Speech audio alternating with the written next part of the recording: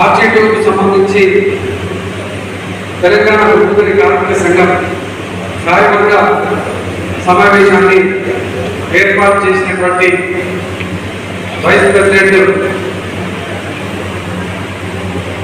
అదేవిధంగా తెలంగాణ ఉద్యోగి కార్మిక సంఘం నాయకులందరినీ కూడా హృదయపూర్వకంగా అభినందనలు ప్రత్యేకంగా తెలియజేస్తాం.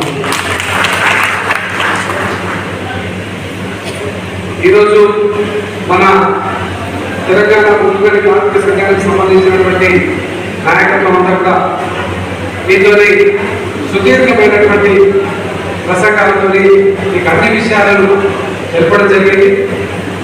ఇక్కడ గతంలో ఉన్నటువంటి పరిస్థితులు ఏ విధంగా ఉన్నాయి, ఇప్పుడు ఉన్నటువంటి మన నాయకత్వం ద్వారా ఏమేమి సమస్యలను పరిష్కారం చేయగలిగాం, ఇక ముందు కూడా ఏ విధంగా ముందుకు పోతాం అనేటువంటి విషయాన్ని కూడా చెప్పడం జరిగింది. చాలా సంతోషం. తెలంగాణ ఉద్యోగి కార్మిక సంఘం ఆవిర్భావం అయితే తెలంగాణ రాష్ట్రంలో ఉన్నటువంటి మన సింగరేణి సంస్థలో ఉన్నటువంటి సమస్యల పరిష్కారం చేయడం కోసమే ఆవిర్భావమైనటువంటి సంఘమే తెలంగాణ ఉద్యోగి కార్మిక సంఘం. ఆ రోజు తెలంగాణ రాష్ట్రం ఏర్పడలేదు. తెలంగాణ సాధన ఉద్యమంలో, ఉద్యమ కార్యాచరణలో ఈ తెలంగాణ ప్రాంతంలో ఉన్నటువంటి కార్మికులకు, తెలంగాణ ప్రాంతంలో ఉన్నటువంటి సింగరేణికి నష్టం కలిగించేటువంటి చర్యలను సమైక్య పాలనలో జరుగుతున్నటువంటి సందర్భంలో ఇక్కడ ఉన్నటువంటి మొట్టమొదటి హక్కుగా ఉన్నటువంటి వారసత్వపు హక్కును ఆ యొక్క ప్రభుత్వం, చంద్రబాబు నాయుడు ప్రభుత్వం కానీ అప్పుడున్నటువంటి జాతీయ సంఘాలు కానీ నిర్లక్ష్యం చేసి మనకు పొడగొట్టినటువంటి సందర్భంలో ఆనాడు మన నాయకత్వం కూడా ఉద్యమ కార్యాచరణలో చెప్పడం జరిగింది. తప్పకుండా తెలంగాణ రాష్ట్రం ఏర్పడుతుంది. రాష్ట్రం ఏర్పడిన తర్వాత ఖచ్చితంగా ఈ యొక్క వారసత్వ ఉద్యమాలను గౌరవ ముఖ్యమంత్రి కేసీఆర్ గారి నాయకత్వంలో ఏర్పాటు జరుగుతుందని చెప్పిన దానికి అనుగుణంగా ఇలా మన వారసులకు ఇలా తెలంగాణ రాష్ట్రంలో వారసత్వ ఉద్యోగాలు రావడం జరుగుతున్నది. నిజంగా ఆ రోజు జాతీయ సంఘాలుగా చెప్పుకున్నటువంటి నాయకులు కానీ, జాతీయ పార్టీలుగా చెప్పుకున్నటువంటి నాయకులు కానీ కార్మికులకు సంబంధించినటువంటి సమస్యలు పరిష్కారం చేయడంలో వాళ్ళు నిజంగా ఆనాడున్నటువంటి పరిస్థితులు నిజంగా ఆ రోజు ఇంకా సికాస ఇంకా ఇతర విప్లవ సంఘాలు సమ్మె చేస్తే కానీ ఆ పరిష్కారం అయ్యేటువంటి పరిస్థితి లేకుండా ఇలా తెలంగాణ ఉద్యోగి కార్మిక సంఘం గౌరవ ముఖ్యమంత్రి కేసీఆర్ గారి నేతృత్వంలో ఏ సమస్యకైనా కూడా వెంటనే స్పందించడంతో పాటు ముఖ్యమంత్రి గారు కూడా ప్రత్యేకంగా స్పందించి ఆ యొక్క సమస్యను వెంటనే పరిష్కారం చేయడం అనేది జరుగుతూ ఉన్నది. మీరందరూ కూడా చూస్తూ ఉన్నారు. ఈ తెలంగాణ రాష్ట్రం కోసం ఆవిర్భావమైనటువంటి జెండా గులాబీ జెండా. ఈ గులాబీ జెండా నీడ కిందనే కార్మిక సమస్యలు పరిష్కారం అవుతాయని తెలంగాణ ఉద్యోగి కార్మిక సంఘం ఆవిర్భావమైంది. ఆనాటి నుండి నేటి వరకు తెలంగాణ ఉద్యోగి కార్మిక సంఘం ఏ మాట ఇచ్చినా, ఎన్నికలలో ఏ విషయాన్ని చెప్పినా కూడా దాన్ని పరిష్కారం చేయడం కోసం ముందు భాగంగా ఉన్నది. ఈ రోజు మీరు చూస్తూ ఉన్నారు, అధికారంలో ఉన్న గెలిచిన యూనియన్ అయినా మా నాయకత్వం అంతా కూడా ఎవరైనా ఏ అధికారి అయినా కూడా కార్మికులను ఇబ్బంది పెట్టినట్టయితే వెంటనే ఆ అధికారిని పద్ధతి మార్చుకోవాలని చెప్పడం, పద్ధతి మార్చుకోకపోతే మన ప్రాంతంలో మనకు అధికారంలో ఉన్నటువంటి మన సంఘంలో కార్మికులకు కానీ అన్ని విధాలుగా పనిచేస్తున్నటువంటి కష్టపడుతున్నటువంటి కార్మికులను ఇబ్బంది పెట్టినట్టయితే కూడా ఆ యొక్క అధికారిని వెంటనే గమనించినటువంటి మీరందరూ కూడా ఆర్టీటీలో ఇక్కడ ఉన్నటువంటి నాయకత్వం అంతా కూడా ఇలా సింగరేణి అభివృద్ధి జరగాలి, సింగరేణిలో ఉత్పత్తి జరగాలి, ఈ యొక్క సంస్థను కాపాడుకోవాలి, మా హక్కులను కూడా కాపాడుకోవాలనేటువంటి ఉన్నారు.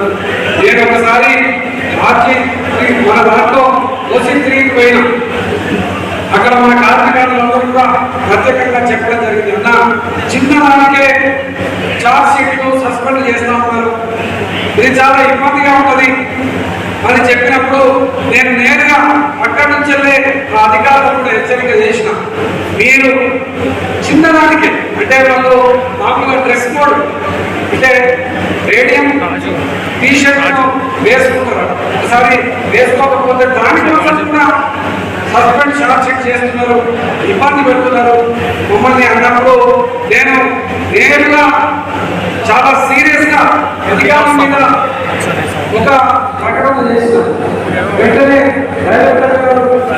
ప్రత్యేకంగా మన వాళ్ళందరితో మాట్లాడారు.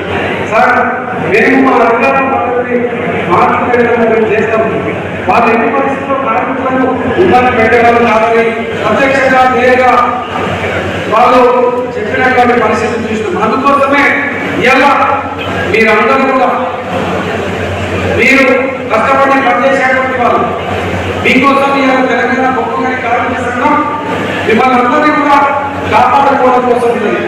మనమందరం కూడా సింగరేణి ఉత్పత్తిని సాధించడంతో పాటు మనకు సంబంధించినటువంటి హక్కులు ఎక్కడ పట్టిందా కూడా ఊరుకుండేది లేదని కూడా గతంలో చెప్పిన ఈ సమావేశం ద్వారా ఈరోజు యొక్క కార్మిక సమావేశంలో ఉన్న మన మొట్టమొదటి తీర్మానం అదే చేద్దాం. ఇక్కడ ఆర్టీలో ఉన్నటువంటి జీఎంతోని అనేక ఇబ్బందులు ఉన్నాయని మన గతంలో చాలా మంది అధికారులు ఇబ్బందులు ఉన్నాయని చెప్పినారు. దేని సందర్భంగా ప్రత్యేకంగా మా టీపీసీఎస్ నాయకులకి అందరూ కూడా నేను గతంలో ఈ పరిస్థితి బాగలేదని ప్రత్యేకంగా లిఖితంగా ఇవ్వడం జరిగింది. అయినా కూడా మాకు అందుకోసమే ప్రత్యేకంగా సమావేశంలో తీర్మానం చేస్తున్నాం. వారి పద్ధతిని మార్చుకోకపోతే తప్పకుండా సీఎండీ గారికి ఇక్కడ అధికారుల యంత్రాంగానికి అందరికీ కూడా తెలియజేయాలి. తెలియజేస్తాకుండా ఖచ్చితంగా ఏ అధికారులు కూడా మేము పనిచేయడానికి సిద్ధంగా ఉన్నాం, మా కార్మికులు పనిచేయడానికి సిద్ధంగా ఉన్నారు. చిన్నదానికే సస్పెండ్ షార్ట్ షీట్లు అనేక ఇబ్బందులు పెడితే ఎట్టి పరిస్థితుల్లో లేదని ఈ సందర్భంగా తెలంగాణ బొమ్మగారి కార్మిక సంఘం నాయకత్వం ద్వారా అదేవిధంగా తెలంగాణ రాష్ట్ర సమితి జిల్లా అధ్యక్షుడిగా తప్పకుండా కార్మికులకు ఏ విషయంలో ఏ ఇబ్బంది వచ్చినా కూడా మిమ్మల్ని అందరినీ కూడా పట్టి పెరగలాగా కాపాడుతుందని గులాబీ చేయడానికి సందర్భంగా అదేవిధంగా మన వాళ్ళు అనేక సమస్యలు చెప్పడం జరుగుతూ ఉన్నది. ఫిట్ లెవెల్లో ఉన్నటువంటి సమస్యలు ఫిట్ లెవెల్లో పరిష్కారం అయితే ఉన్నది, ఎక్కడి సమస్యలు అక్కడ పరిష్కారం అయితే ఉన్నది. మేము కార్మికులకు సంబంధించి బొగ్గుబాయిల మీద ఉన్నటువంటి సమస్యలు ఒకటైతే అక్కడ వాటర్లలో ఇబ్బందిగా ఉన్నటువంటి సమస్యలు కూడా పట్టించుకున్నాం. ఇట్లా పట్టించుకుంటే రాజకీయ జోక్యం ఎక్కువైతుందన్నట. మరి రాజకీయ జోక్యం అవసరమా కాదా? ఒకసారి చెప్పారన్నారు అందరూ, అవసరమా లేదా? నేను ఒక ఎమ్మెల్యేగా ఈ యొక్క ప్రాంతంలో ఉన్నటువంటి కార్మిక సమస్యల కోసం కొట్లాడతా నిలబడతా ఏ సమస్యనైనా పరిష్కారం చేయాలన్నా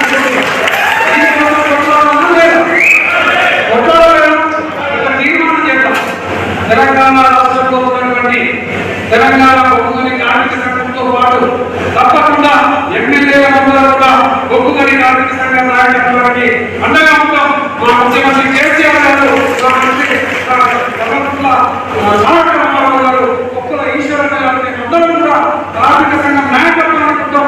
కార్మిక సంఘానికి మీకు నాయకత్వం లేకపోవచ్చు, మీకు రాజకీయ పరంగా ఎమ్మెల్యేలు లేకపోవచ్చు, మంత్రులు లేకపోవచ్చు, మేమందరం ఓటుతో గెలిచింది మా కార్మికులతో గెలిచింది.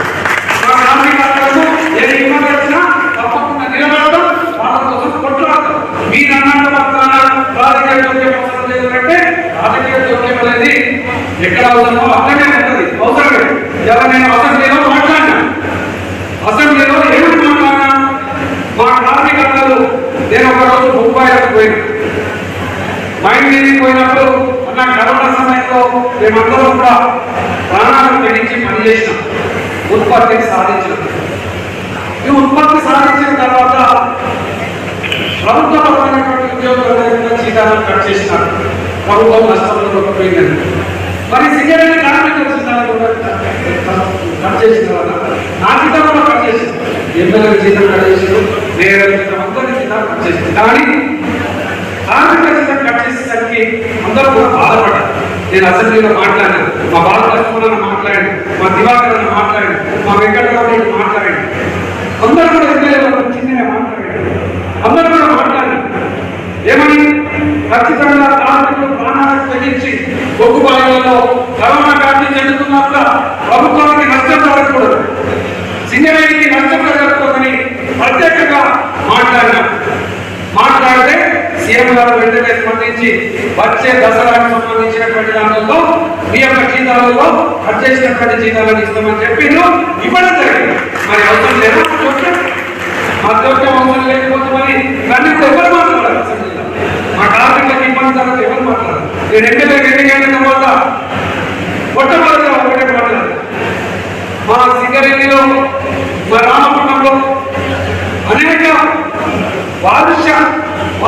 కాలుష్యంతో అనేక వ్యాధులు అనేక ఇబ్బందులు వస్తా ఉన్నాయి మా కార్మికులకు, అనేక రకాల ప్రజలకు. ఈ యొక్క సింగరేణిలో వైద్యపరమైనటువంటి చికిత్సలు చేయాలంటే ఇక్కడ నుంచి రెఫరల్ చేస్తున్నారు. తెలంగాణ భూమి కార్మిక సంఘం ఏర్పడిన తర్వాత 34 ఇళ్లకు రెఫరల్ హాస్పిటల్ ఉంటే 74 రెఫరల్ హాస్పిటల్ తయారు చేస్తున్నారు. కానీ రెఫరల్ చేపిస్తున్నాం, మంచిగా ట్రీట్మెంట్ చేపిస్తున్నాం. కానీ ఈ యొక్క డబ్బులన్నీ కూడా ప్రైవేట్ హాస్పిటళ్లకు దారిదత్తమైతే ఉన్నాయి. సింగరేణి ఏర్పడినటువంటి 100,000 కోట్ల రూపాయలు ప్రైవేట్ హాస్పిటళ్లకు దారిదత్తం చేసినాం.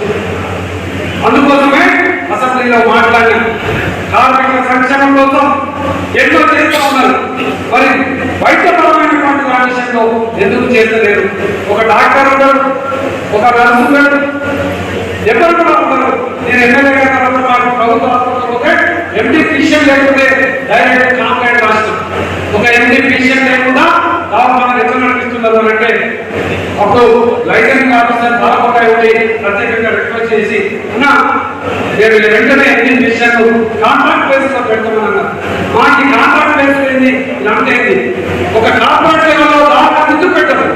కోట్లాది రూపాయలు యశోద హాస్పిటల్కు ఇంకో హాస్పిటల్కు ఎందుకు ఇవ్వాలని మాట్లాడి ఇవాళ నేను మాట్లాడిన మా ఎమ్మెల్యేలందరూ మాట్లాడారు. ప్రత్యేకంగా ముఖ్యమంత్రి గారు రిక్వెస్ట్ చేసిన కోట్లాది రూపాయలు సింగరేణి నిధులన్నీ కూడా ప్రైవేట్ హాస్పిటల్కు దారిదత్తం అవుతున్నాయి. ఖచ్చితంగా మెడికల్ కాలేజ్ ఏర్పాటు చేయాలి. సింగరేణి సిఎస్ఆర్ నిధులతో అనేక నిధులు వెచ్చిస్తామన్నది ఆరోగ్యం కోసం ఎందుకు కేటాయించకూడదు? మా కార్పొరేట్ వైద్యాన్ని మా కార్మికులకు ఎందుకు అందించకూడదని కొట్లాడితే ఇలా 500 కోట్లతో మెడికల్ కాలేజ్ ఏర్పాటు చేస్తామంటే ఇది ఓర్వలేక ఇది ఎన్నడూ మాట్లాడరు, ఎన్నడూ దానికోసం చెప్పినోళ్ళు కాదు. కార్మికుల విద్య కోసం మాట్లాడిన వాళ్ళు కాదు, వైద్యం కోసం మాట్లాడిన వాళ్ళు కాదు. ఇలా ముఖ్యమంత్రి కేసీఆర్ గారు ఇక్కడ గొప్పగా వైద్యాన్ని అందించే విధంగా మెడికల్ కాలేజ్ ఏర్పాటు చేస్తే మెడికల్ కాలేజ్ ఇది అవసరమా? ఈ నిధుల మరి ఈ రోజు ప్రైవేట్ హాస్పిటల్లో కట్టినప్పుడు మీరు ఎవరు కూడా మాట్లాడలేదా? అక్కడ మనం కట్టేది హాస్పిటల్ కట్టుతుంది. ఇలా మన వాళ్ళు ఎవరైనా ఎంబీబీఎస్ పిల్లలు మన పిల్లలు చదివితే వాళ్ళకి స్పెషల్ కోటా ఉండదు కదా. 150 మంది అయితే 15% మేము అడిగినాం. 15 మంది డాక్టర్లు కార్మిక కోర్టులు ఎంబీబీఎస్ డాక్టర్లు మన మెడికల్ కాలేజ్ ఉండదా? ఎందుకు వాళ్ళు ఎందుకు అడగదు? అడిగితే దాన్ని వాళ్ళు చేసుకోవడం కాదు, వాళ్ళు మాట్లాడేవి కాదు. దానికోసం కూడా ఎక్కువ డిస్కషన్ చేస్తారు. ఇటువంటి ఎక్కువ డిస్కషన్ వచ్చినప్పుడు మరి కార్మికులు అందరూ కూడా నిలబడాల్సినటువంటి అవసరం ఉంది. 60 ఏళ్ళుగా స్వాతంత్రం వచ్చిన నాటి నుండి కార్మిక హక్కుల కోసం కొట్లాడినాన్ని వెళ్ళడం, మాకు ఆత్మ గౌరవంగా ఉండడం కోసం ఒక డ్రెస్ కోడ్ ఉండాలని నేను మాట్లాడేదాన్ని. మా తెలంగాణ బొగ్గుగారి కార్మిక సంఘం మాట్లాడింది కార్మికులకు డ్రెస్ కోడ్ వచ్చే విధంగా అంటే ఇటువంటి ఒక తల్లిదండ్రులకు వైద్యాన్ని అందించాలని నేను మాట్లాడేది. హాస్పిటల్ ఇలా మెడికల్ కాలేజ్ వచ్చింది. మెడికల్ కాలేజ్ రావడానికి ముందు తల్లిదండ్రులకు చికిత్స చేయాలని ఇబ్బందిగా ఉండేటువంటి పరిస్థితి. ఈరోజు ఇంత గొప్పగా మనము ఈ యొక్క తెలంగాణ ఒక్కటి కార్మిక సంఘం నాయకత్వంలో ఈ యొక్క ప్రతిపాదన చేస్తున్నటువంటి క్రమంలో ఓర్వలేనటువంటి వాళ్ళు, తట్టుకోలేనటువంటి వాళ్ళు వేరే విధంగా మాట్లాడితే మన గులాబీ సైనికులు ఏం చేస్తున్నారు అనేది ఎలా మనం ఒకసారి మనము శ్రమపడేటువంటి వాళ్ళు నాయకత్వం మంచిగా ఉంటే మీకు శ్రమకు తగ్గటువంటి ఫలితం. మీకు ఏదైనా సమస్య వస్తే మా నాయకత్వంతో కూడా మీకు అండగా నిలబడుతుంది. మీరు ఏ రోజు ఆ రోజు కష్టపడి పనిచేసుకున్నటువంటి వాళ్ళు కష్టం వచ్చిన రోజు మాత్రమే అప్పుడు అర్థమవుతుంది ఏ గొప్పగాని కార్మిక సంఘం మనకు న్యాయం చేయడానికి నాయకత్వం ముందుకు పడుతుంది అనేటువంటి విషయం. ఇలా ఈరోజు ఇప్పటికీ రేపు జరగబోయేటువంటి 3వ ఎన్నిక. ఈ 3వ ఎన్నికలలో మనం గెలవబోతున్నామా? ఆర్థికలో గెలిపించేటువంటి నాయకత్వం చేపడుతున్నారు.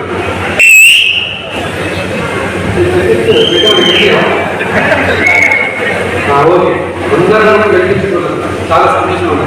ఎందుకంటే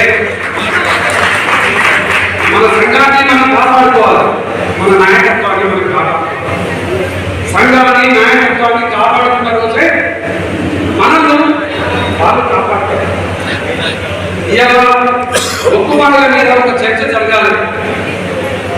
మన తెలంగాణ రాష్ట్రం కోసం ఆవిర్భవించినటువంటి పార్టీ తెలంగాణ రాష్ట్ర సమితి గులాబీ జెండా. తెలంగాణ కొంగు బంగారమైనటువంటి సింగరేణి కార్మికుల పరిరక్షణ కోసం, కార్మికుల రక్షణ కోసం ఆవిర్భవించినటువంటి బొగ్గుగని కార్మిక సంఘం, తెలంగాణ బొగ్గుగని కార్మిక సంఘం అనేటువంటి నినాదాన్ని మీరు ప్రతి ఒక్క సందర్భంలో ప్రతి ఒక్కరు కూడా చర్చ పెట్టాలి. బాయి మీద ఈ యొక్క చర్చ ప్రతి నిమిషం జరగాలి, ప్రతి ఒక్క సందర్భంలో జరగాలి. ఎందుకు అనంటే గత తెలంగాణ రాష్ట్రం ఆవిర్భావమై 8 ఏళ్ల కాలంలో ముఖ్యమంత్రి కేసీఆర్ గారు, గౌరవ అధ్యక్షులుగా ఉన్నటువంటి కల్వకుంట్ల కవితక్క గారు మనకు సంబంధించి ఏ చిన్న ఇబ్బంది ఉంటాం, చిన్న అవసరం పడ్డారు, వెంటనే సానుకూలంగా స్పందించి ఆ సమస్యని పరిష్కారం చేస్తూ ఉన్నారు. ఇలా ఐఐటిసి, ఏఐటిసి ఇంకా సంఘాలు చాలా ఉన్నాయి. వాళ్ళకి అసలు ఎవరు నాయకుడు? రేపు ఆర్టీ3లో ఓ పెద్ద సమస్య వచ్చి నిలబడ్డారు. వాళ్ళు ఎట్లా పరిష్కారం చేయాలి? వాళ్ళ సమస్య అంటేనే పరిష్కారం చేసుకోలేనటువంటి పరిస్థితులలో వాళ్ళు మన సమస్యలు పరిష్కారం చేస్తారా? వాళ్ళ సమస్యలే వాళ్ళు పరిష్కారం చేసుకున్నటువంటి పరిస్థితులలో జాతీయ సంఘాలు ఉన్నారు. మరి ఇలా మనకు సమస్య వచ్చి, మన బాయిలో సమస్య వస్తే వాళ్ళు చేస్తారా? చెయ్యలేరు. మనం మొదటి నుంచి పోరాట స్ఫూర్తితోని, ఉద్యమ స్ఫూర్తితోని ఆవిర్భావమైనటువంటి సంఘం కాబట్టి అధికారంలో ఉన్నా కూడా నిలబడతాం, కొట్లాడతాం. ఇలా కేంద్ర ప్రభుత్వం చేస్తున్నటువంటి ఒక దుర్మార్గమైనటువంటి వేలం పాటలు, ఒక్కు మన రాజ్యాంగం వేలం వేస్తున్నది అని అంటే అసెంబ్లీలో తీర్మానం చేసినాం, ఎక్కడికక్కడ నిరాహార దీక్షలు చేసినాం. మీరందరూ కూడా ఉఫెర్తున్న ఉద్యమ కార్యాచరణలో పాల్గొన్నారు. మేమంతా కూడా ఎక్కడైనా ఇబ్బంది వస్తే ఒక రోజు సమ్మె చేయాలంటే సమ్మె కూడా సిద్ధంగా ఉండేటోళ్ళు. అధికారంలో ఉన్నటువంటి సంఘాలు, అధికారంలో ఉన్నటువంటి నాయకత్వాలు ఎప్పుడైనా యాజమాన్యాలకు వ్యతిరేకంగా ఉన్నటువంటి పరిస్థితి ఉంటాయి. కానీ మేము కార్మికుల పక్షాన, కార్మికుల కోసమే యాజమాన్యాన్ని కూడా విలదీసి వాళ్ళను అవసరమైతే సరిచేసి కొట్లాడేటువంటి విధంగా మన కార్మిక సంఘం ఉంటుంది. కాబట్టి మన సంఘాన్ని కాపాడుకోవాలి. మనం ఖచ్చితంగా రేపు రాబోయేటువంటి ఎన్నికలలో ప్రతి ఒక్క వారి మీద ప్రతి ఒక్క గులాబీలో చర్చ జరగాలి. తెలంగాణ ఉద్యోగాన్ని కార్మిక సంఘాన్ని గెలిపించుకోవాలని ఈ సందర్భంగా ప్రత్యేకంగా తెలియజేస్తూ, నేను ప్రత్యేకంగా ఒక కార్మికుల బిడ్డగా ఈ ప్రాంతంలో పుట్టి పెరిగినటువంటి వారిగా కార్మికులకు ఏ సమస్య వచ్చినా ఏ అవసరం ఉన్నా కూడా తప్పకుండా నా వంతు బాధ్యతగా నేను ఎమ్మెల్యేగా అయిన తర్వాత నూతన కాలంలో నేను ఒక సమావేశం పెట్టినప్పుడు ఉన్నటువంటి అర్థమైనటువంటి పరిస్థితి ఆ రోడ్డు మీకు అందరూ చూస్తూ ఉన్నారు. అట్లానే రోడ్డు చెల్లికి రావడానికి ఎంత ఇబ్బందిగా ఉన్న పరిస్థితి నేను చూసాను. బండి పోదామంటే వర్షాకాలంలో ఉక్కపోయేటువంటి పరిస్థితి, కాలం నుంచి లేదు, ఇబ్బందికర పరిస్థితి ఉండేది. విడిచేయడంతో పాటు అక్కడ నూతన కాలంలో ఉన్నటువంటి కార్మికులు కోరుకున్నటువంటి విధంగా దాన్ని అడ్జస్ట్ ఈ మధ్య కాలంలో ఒక కమ్యూనిటీ అడిగింది అక్కడ పెట్టాలని ప్రత్యేకంగా మంజూరు చేయించిన, కానీ అనుకోని కారణం చేత అది మా ఆగిపోయింది. దాన్ని తప్పకుండా చేపిస్తాం. ఎందుకోనంటే కార్మికులకు మినిమం ఫెసిలిటీస్, మినిమం సంక్షేమం ఇవ్వాల్సినటువంటి బాధ్యత యాజమాన్యం మీద ఉన్నది. కాబట్టి లాభాల కోసం మనమందరం కూడా శ్రమపడుతున్నాం. వచ్చినటువంటి లాభాలలో సంక్షేమ మార్గాలు పెట్టాలని డిమాండ్ చేస్తున్నది మన నాయకత్వం. మేమందరం కూడా చేస్తా ఉన్నాం. ప్రత్యేకంగా మీరు ఈ యొక్క అభివృద్ధి కార్యాచరణలో తెలంగాణ రాష్ట్రం ఏర్పడిన తర్వాత మీరందరూ కూడా ప్రత్యేకంగా చూస్తూ ఉంటారు. 8 ఏళ్ల కాలంలో గౌరవ ముఖ్యమంత్రి కేసీఆర్ గారు తెలంగాణ రాష్ట్రం రావడానికి ముందు రైతులు ఆత్మహత్యలు, ఆకలి చావుకుంటేటువంటి పరిస్థితి, పెద్ద మనుషులందరూ కూడా ఇబ్బందికరమైనటువంటి పరిస్థితులలో ఆకలితోని అలమటించి చనిపోయేటువంటి పరిస్థితి ఉండేది. పథకాలన్నీ ప్రవేశపెట్టి అమలు చేస్తున్నటువంటి క్రమంలో మనం అందరం కూడా సోషల్ మీడియాల ద్వారా ఖచ్చితంగా మీరందరూ కూడా చూస్తూ ఉంటాం. వాటిని తప్పకుండా ఉత్తకండంతో ఖండించుకుంటూ కూడా ఒక క్రమశిక్షణ కలిగినటువంటి నాయకత్వంలో ఒక 45 ఏళ్ళుగా కార్మికుల కోసం పనిచేసినటువంటి నాయకుడు ఇలా ప్రత్యేకంగా మళ్ళా కోరుతున్నాడు. ఈ యక్షులందరూ కూడా ఖచ్చితంగా భోజనం మాత్రం తప్పకుండా చేయాలని అంటున్నారు. భోజనం చేయాలి వాళ్ళు ఎందుకంటే సార్ బాధపడుతున్నారు సార్. ఎందుకంటే నిజంగా ఒక ఉపకారి కార్మిక సంఘంలోకి వచ్చిన తర్వాత అందరినీ కూడా సమన్వయం చేసుకుంటూ నాయకత్వాన్ని బలోపేతం చేసుకుంటూ ముందు కూడా జరుగుతుంది. ఈ అందరి సహకారం ఎక్కడున్నా చిన్న చిన్న భేదాభిప్రాయాలు కాకుండా అందరూ కూడా కలిసికట్టుగా ముందు పోదామని ప్రత్యేకంగా తెలియజేస్తూ మన ప్రధాన కార్యదర్శి విద్యాల రాజరెడ్డి గారు కానీ, వర్కింగ్ ప్రెసిడెంట్ చెంగన్న మల్లన్న గారు కానీ, వెంకటరావు సార్ కానీ ఒకే ఒక నాయకత్వం, కేసీఆర్ గారి నాయకత్వంలో, మరొక కలెక్టర్ గారి నాయకత్వంలో, కేటీ రామారావు నాయకత్వంలో అందరూ కూడా పనిచేస్తూ ఉన్నాము. రేపు అందరూ కూడా ఏ సమస్య ఉన్నా అందరూ కూడా కలిసికట్టుగా ఈ సమస్యల కోసం నిలబడమని ప్రత్యేకంగా మీకు అందరికీ కూడా ప్రమాణపూర్తిగా హామీ ఇస్తూ ఈ యొక్క కార్యక్రమంలో పాల్గొన్న ప్రతి ఒక్కరికి కూడా ఉద్యమాన్ని తెలియజేస్తూ ముగిస్తూ ఉన్నాను. జై తెలంగాణ. ఉంటలేదమ్మా, నాకు సాక్షి లేదు. గట్టిగా జై తెలంగాణ.